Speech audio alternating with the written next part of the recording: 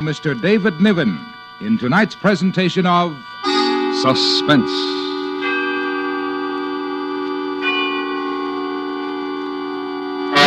Tonight presents a story based on fact. The true report of a man who had everything going for him. But since all his dealings were illegal, it became necessary to move around more frequently than was usual. It's called Grand Theft. Our star, Mr. David Niven.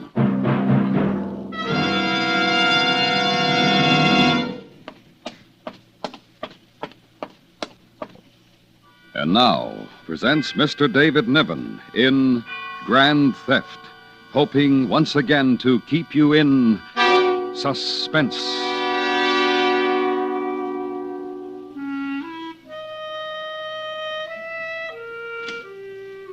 Here's how it works. You appraise things. You stroll through a house, take your notes, make your calculations, and eventually you come up with some interesting figures on which they pay you. Of course, it's interesting work. And if one is resourceful and competent and ambitious when no one is looking, one might turn out to be wealthy. Oh, there you are, Mr. Bentley. Oh, I was afraid you might get away. Oh, no, my dear Mrs. Payne, just waiting to say goodbye to you. Oh, Mr. Bentley. Oh, Mrs. Payne. Well, I'm glad you did wait to say goodbye. I feel I've really come to know you these last 3 days while you've been at our home appraising all of our goods. And I to know you, dear Mrs. Payne. I really must hurry now. My plane leaves in an hour. Mr. Bentley, I know you've seen many lovely homes in your line of work. What do you think of ours? Oh, one of the loveliest I've ever seen. Oh, truly, Mrs. Payne. Did the insurance company ask you to appraise the jewelry, too? No, they didn't, Mrs. Payne. Oh, dear. Well, we had such a delightful chat while you were here, and I do feel I know you. You did see my bracelet, the platinum one, at dinner last night? Oh, I couldn't help but notice it, Mrs. Payne. Well, as a matter of curiosity, and I know you do have this knowledge, what do you think Roger paid for it? Well, not a cent under $5,000. Oh, then he does love me. Be most assured of that, Mrs. Payne. Oh, I really must go now. Well, whenever you're in Denver again, call us, won't you? Won't you, Mr. Bentley? Of course I will. Goodbye, Mrs. Payne.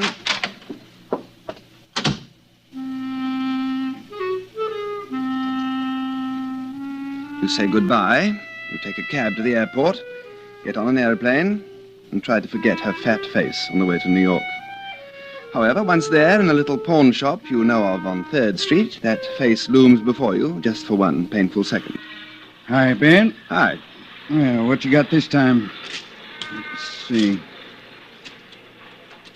Platinum, eh? So I understand. What's your price? Give you $1,500 for the thing. Take it or leave it. What? You didn't love her enough. I'll take it.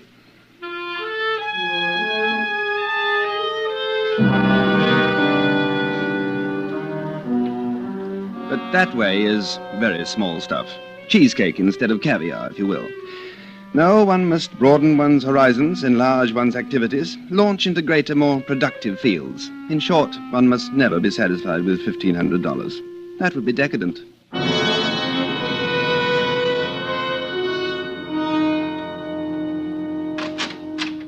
Well, punctual as usual. Oh, I always like to make my little visits on time, Maud. I love you. And how is your dear old grandmother today? Is she comfortable? She's as good as can be expected. When do we get the money? Soon, very soon. Now, don't be impatient. I'm going to speak to the insurance adjuster later on today. But first, I'd like to speak to Mrs. Mullins seriously. She'll be the key person in this situation. Ben, wait. What? You and I, Ben, we're two of a kind, but Grandmother's not like us, and she doesn't know about us. All I want to do is just get enough money to get out of here and get married and go to Paris and forget everything. So do I, my dear. Well, whatever we do, does she have to be involved? Only in a small way, love. She's old, Ben. She's never done anything wrong in her whole life. Look, when you talk to her, be gentle. For some reason, she thinks the sun rises on your shoulders. Why, I don't know. Well, your granny is a woman of supreme taste. You might as well come along. Ugh, a terrible house. Ghastly knickknacks. It's all she has left in her life. These things, her memories. Too bad she doesn't have any money any longer. She broke her glasses yesterday. They're being fixed. You have a visitor, Grandmother. Mrs. Mullen? Mrs. Mullen? Ah, Granny, dear, good morning. Ben, it's a wonderful morning, Ben. Yes, it is, dear. Have you been enjoying yourself? You're looking well. Oh, Ben, it's such a lovely morning. Dear, I've something to talk to you about. Will you listen carefully, dear? Ben, be gentle. Sometimes she'll answer, sometimes she won't, but she hears you. What is it, Ben? Now, I want you to be a very good girl and do as I ask you, dear. Yes, Ben. Sooner or later, possibly before the end of this week, a man will call on you. Yes? Now, I don't know his name, but he will represent an insurance company. Now, he will ask you certain questions about some family jewelry. Do you remember about the family jewelry? Do you remember what I told you about the family jewelry, Mrs. Mullen? Granny? Yes, I remember, Ben. What did I tell you? Maud's grandfather gave it to me.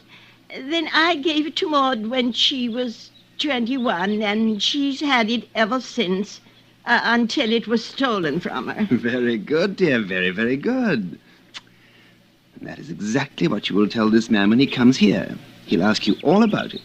Yes, Ben. What's this all about? I thought the claim was all right. Oh, it's just that I'm going to stir things up a bit. An insurance adjuster's bound to get here in the next day or two. He'll talk to you, too, Maud. You know what to tell him. Ben, are we going to get in trouble? Shh. Now, no one's going to get into any trouble as long as dear old Granny does what she's told. Ben, dear, Yes, Granny, dear? there never was any jewelry in this family, Ben. Never. I've never told a lie, Ben. Never in my life. You just say what I told you to say, dear, and everything will be fine.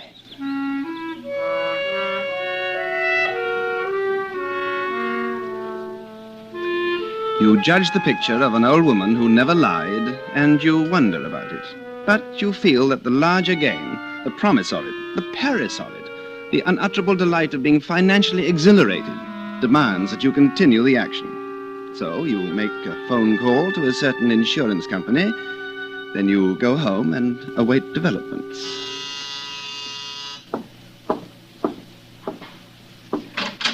Oh, I believe you called Great Atlantic Underwriters yesterday about a claim. I did. The people who made it asked me to find out what's delaying the matter. I'm from Allied Adjustment Bureau, Mr. Bentley. Great Atlantic turned it over to me. My name's Coombs. I'm happy to know you, Mr. Coombs. Come in. Oh, thank you. I just took a chance and thought I'd drop by this morning. I'd like to ask you some questions about the claim, if I may. Party name of Mullen, Maud Mullen. Yes. Look, I'm just getting ready for an appointment. I don't want to be late. Oh, it'd be all right with me if you want to go on dressing while we're talking, Mr. Bentley. Well, it would be nice to get this settled for Miss Mullen. Yes. Oh, I see you paint. No, I don't paint, Mr. Coombs. Other people paint. I just collect paintings. Oh, The pursuit of art is a natural activity with me. Paintings or any other work that I can put in my home. Anything to remind me that man is creative and not destructive. now, let's see if I have all this right. Chalmers Bentley, Bentley, no initial? No. And you're an appraiser, Mr. Bentley? Oh, yes. Mm-hmm. How about now? Are you with anybody now? No. No, different insurance companies call on me at different times to make appraisals. See? No, we're in the same business, Mr. Coombs. Different ends, of course. I appraise fine objets d'art, rare household furnishings, jewelry, and, well, Mr. Coombs, all of those things upon which the ordinary person would have no idea how to place a price. Does that answer you? Yes. Do you work in New York all the time? Most of the time. But, of course, I have to travel and sometimes even live away from here, wherever my work takes me. You have any family here? No. What's on your mind? Is there something wrong with the Mullen claim? You reported the burglary for these people 6 weeks ago. You claimed that Maud Mullen was robbed of $18,000 worth of family jewelry, which you had assessed. The claim for the loss was filed 3 days later by you. It should have been signed, sealed, and paid off by now, don't you think, Mr. Coombs? Well, ordinarily, it would have been paid by now, Mr. Bentley. If I wore a tweed, do you think I could get by without a top coat? Oh, I think so. It's quite warm outside. I get so tired wearing a coat every time I go out, Mr. Coombs, don't you? Excuse me. Now, what's holding up the claim? Several things. First, the burglary they reported. The police found no evidence of a forced entry in that old house of theirs. Oh, I know all that. But then I'm not a policeman. I'm not the burglar. And it wasn't my jewelry that was stolen. So I can't very well tell the police where to find the evidence, now can I, Mr. Coombs? Well, it's a point to consider, Mr. Bentley, and you did file the claim for them. Oh, just as a favor. You keep mentioning that. There's another point, too. I don't understand why they put a button in the back of some of these shirts. Can you get it for me, Mr. Coombs? Oh, yes, of course. Now, as I understand it, that jewelry had been in the Mullen family some 60 years, but in all that time it had never been insured. Now, they take out a policy 3 months ago, and just a month after your assessment, the jewelry's stolen. That strike you as something for us to look into, Mr. Bentley? No, not at all. Oh, thank you. Oh, of course. Why didn't they insure it before, Mr. Bentley? No, I don't know. I have no way of knowing. I see. Were you in Denver last month? Yes. Why? Appraised some things in the house of a family named Payne? Payne. Yes, I believe that was their name. Yes. Did you know that 2 days after you left, Mrs. Payne discovered a platinum bracelet missing? No, I didn't know. Well, I know. One of the companies I represent held a policy. Mr. Coombs, this has the flavor of an intimidating conversation. Why do you mention the incident in Denver? It has nothing to do with the claim of the Mullen family? Well, in a way it has, but I won't go into that right now.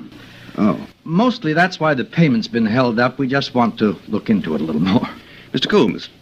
Yeah? I know you have your little task to perform, and the very nature of your work requires you to suspicion everyone and everything. However, I appraised the jewelry in the Mullen home. I saw something of the circumstances there. They asked me to file a claim for them. When I tell them what you've just told me, perhaps they'll ask me to notify the insurance commissioner. Well, of course you can do that for them, Mr. Bentley. That's what the insurance commissioner's there for. But I'll tell you what they'll be up against. We aren't convinced there was a burglary.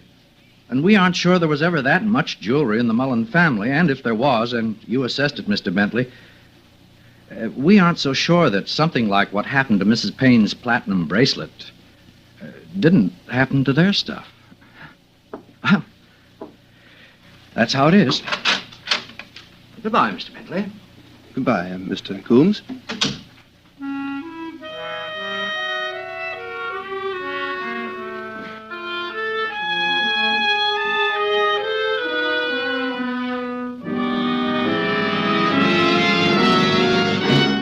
Bringing you Mr. David Niven in Grand Theft, a story based on fact. Tonight's presentation in radio's outstanding theater of thrills, Suspense.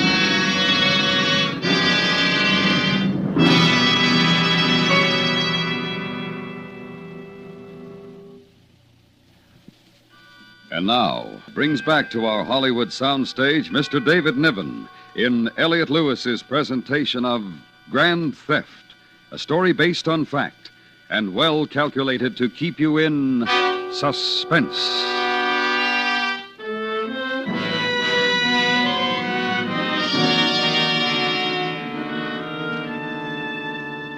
When one's problems become complex, one must rely on experience to carry one through.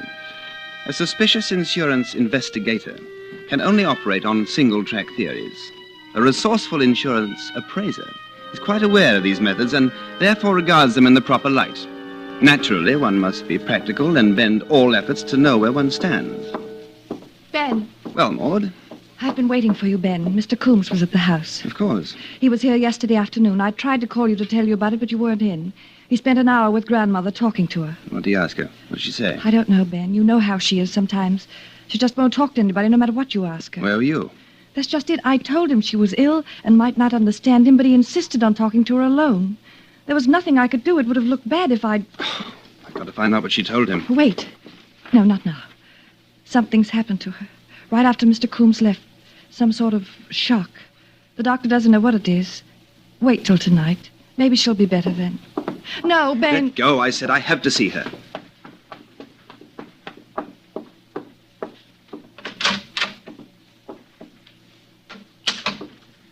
Mrs. Mullen? Mrs. Mullen? Granny? Ben, That's right, Granny. It's me. I want to ask you something, dear. It's important, or I wouldn't have disturbed you. is it a nice day, Ben? Oh, lovely day, dear. Lovely. Mr. Coombs spoke to you yesterday afternoon about that little matter. Do you remember? Do you remember Mr. Coombs, Granny? Granny, tell me, what did he ask you? What did he say? Mr. Coombs? Oh, Ben, he was very, very nice. He smoked a pipe like Maud's grandfather. I told him all about the jewelry, the brooch, and the ring, and the necklace. I told him it had been in the family 60 years, Ben, and that I gave it to Maud when she was 21. Is that right, Ben? Granny, that's exactly right, dear. Did he ask you anything else? Did you tell him anything else? That was all, Ben. That was all. No, you go back to sleep, dear. Sorry to disturb you. Ben, Yes, dear? there never was any jewelry in this family, Ben. Never. Of course there was, Granny. Didn't you tell Mr. Coombs all about it? Yes, I told him. But, oh, Ben, I'm an old woman, and I shouldn't have lied. No, don't you worry. It's all right.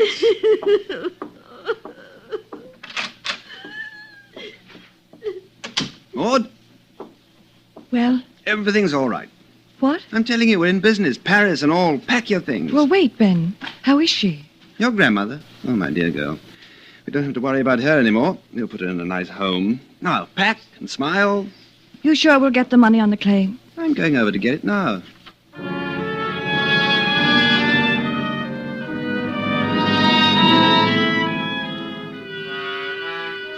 Now, you finish it off. Of course, there never was any jewelry, even though I assessed some. And there never was any theft, even though one was reported. However, there was a claim that in any adjuster's eyes would, on the evidence of it, appear to be absolutely legitimate. Oh, glad you came by, Mr. Bentley. I was going to phone you. This'll save time. That is precisely why I'm here, Mr. Coombs, to save time.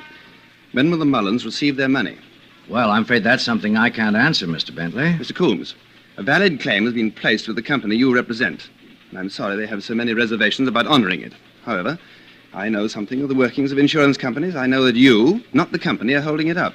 That's quite right. Why?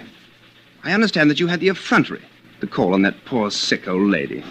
Wonderful person. I doubt if many people call on her nowadays. Most of her friends must be dead by now. I'll tell you why I'm here. Miss Mullen asked me to come. She wants her $18,000, Mr. Coombs. The policy was written. The money is owed. Now, where is it? Grandmother made a sworn statement. All checks out there. Oh, you're satisfied then. Mr. Bentley, I want to tell you something. Now, this is off the record, just between you and me. Now, when I was at your apartment the other day, I couldn't help noticing the stuff on the wall. And I just asked around. You know, some of those paintings in your place are worth $2,000 or $3,000. That's a lot of money, even for a man who gets paid as high as you do. Now, what am I leading up to? Well, just this. Not only the Denver thing, but you worked a case in Dayton, Ohio, a year and a half ago. Praised some things for Midwestern indemnity at the home of some people named Vansing. Do you remember Vansing? Now, 2 days after you'd done your work, the Vansings found out that a diamond ring worth $8,500 was missing from their house. Now, see No, here... just let me go on. Similar thing happened in Omaha 3 years ago. Family named Van Cleve reported $6,000 worth of jewelry missing. It happened that you appraised their household goods just a week before. Now, here's one from San Francisco, and there's another one from St. Paul. You see? You talk as though you expected to find stolen jewelry hanging on the walls of my apartment. No, but jewelry can be turned into money to buy paintings, can't it? Oh, none of these things are any of my business. Even those nice paintings hanging in your apartment are none of my business. Have nothing at all to do with these people and their $18,000 claim with us. Now, as you said, Mr. Coombs, all of this has nothing to do with their claim. They want their $18,000, Mr. Coombs. They want it within 24 hours. Do you understand? Well, that's pretty clear, Mr. Bentley. But you can tell them they're going to be disappointed. You see, it's out of my hands. What? I turned the matter over to the Federal District Court. I've asked them to find the insurance company not liable under the policy. But it take weeks for a hearing. Yeah, I'm afraid so. And if the court decides against them, Mr. Bentley, the grand jury will have grounds to indict you for an attempted insurance fraud. Oh, that's a pretty rough thing to beat. But now, if I had a statement from you right now, we might consider withdrawing from the court and letting the entire matter drop. I see. Well, what do you say, Mr. Bentley? Do you want to make that statement and clear all this up? Mr. Coombs, I'm due on Long Island at 2 o'clock, an appraisal job for Eastern States Underwriters. They called me this morning. I'm late now. Then you don't want to make the statement. Mr. Coombs, I simply wouldn't know what to say.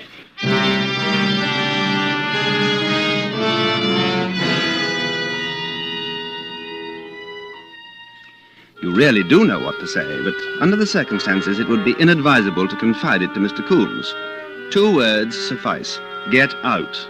What had looked good and promising and Parisian had suddenly turned into an ugly accusation of theft, which was not the case, but which did definitely close the door on $18,000. So, one more crack at the old game, and if you have to, Paris alone. Would you care for tea or a drink? Mrs. Prescott, I'm in rather a hurry. Thank you. Some other time. Oh, you've been so efficient, going from room to room, wandering all over the house. I'll just wager not one single object escaped your eye. Oh, did you happen to notice my daughter's diamond earrings? Aren't they lovely? Her graduation present. Earrings? Oh, yes. Oh, lovely. Yes, I believe I did notice them. You see, we do have to be very thorough, Mrs. Prescott. You understand that? No, of course. Tell me, Mr. Bentley, did you see my son's bedroom? Yes, I believe so. Second door to the right, top of the landing. Yes. Did you happen to see that little jade vase? The jade vase? Oh, yes. Mr. Bentley, I know this is asking for information that should come officially from the insurance company, but what is it worth? $40. $40? Oh, dear, and I thought it was worth thousands. I bought it in Hong Kong. What did you pay for it? $40? Just goes to show you. Are you sure you won't have any tea or something? Quite sure. If you'll excuse me. Good day, Mrs. Prescott. Good day, Mr. Bentley. I do hope you'll come back again someday. I want to talk to you about your work. Goodbye. Goodbye.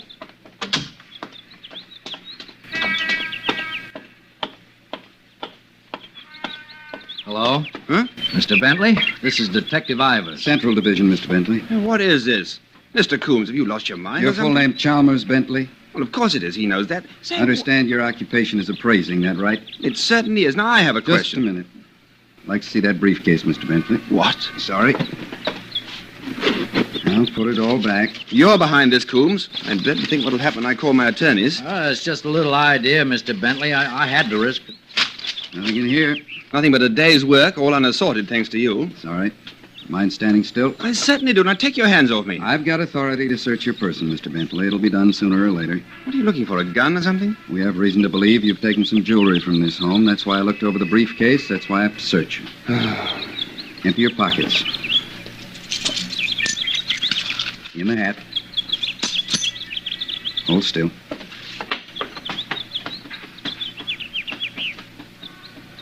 Nothing? Can you finish it downtown? Now, see here. I've been subjected to just All about right, enough it's of this. not a necklace or a bracelet. We'd have found it by now. It's something smaller, a ring or a pin, or maybe you just pulled something out of a set. But it's on you somewhere, in your shoe or taped under your arm or somewhere. Come on, now, what did you take this time? Diamond earrings. Where are they? Here. Right under my belt. This would have paid for my passage to Paris. You're very good at your job, Mr. Coombs. From an expert, that's a real compliment. Okay. Let's get in the car. Wait. Mr. Coombs. Mm-hmm. How did you find out? Why, I talked to your girlfriend's grandmother. Oh, I don't understand. I wanted you to talk to her. She was my ace. Oh, she told us the right story, Bentley. Your story. It broke that old lady's heart to lie. It just broke it. That's how we found out. I'll bet that old lady never told a lie in her whole life before. A 2-year-old kid would have known she was lying. Yes, I should have thought of that. You never can trust these beginners. Should have worn my top coat.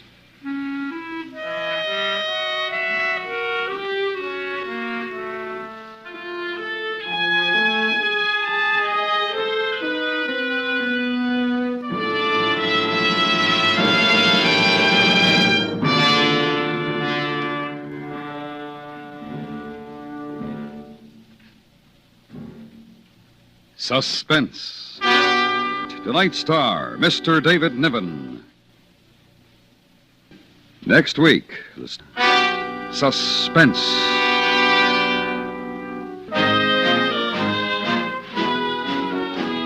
Suspense is produced and directed by Elliot Lewis, with music composed by Lucian Morowick and conducted by Lud Gluskin. Grand Theft was written for Suspense by E. Jack Newman.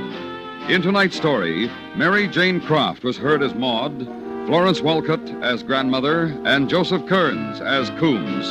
Featured in the cast were Truda Marson, Paula Winslow, and Vic Perrin. This is the CBS Radio Network.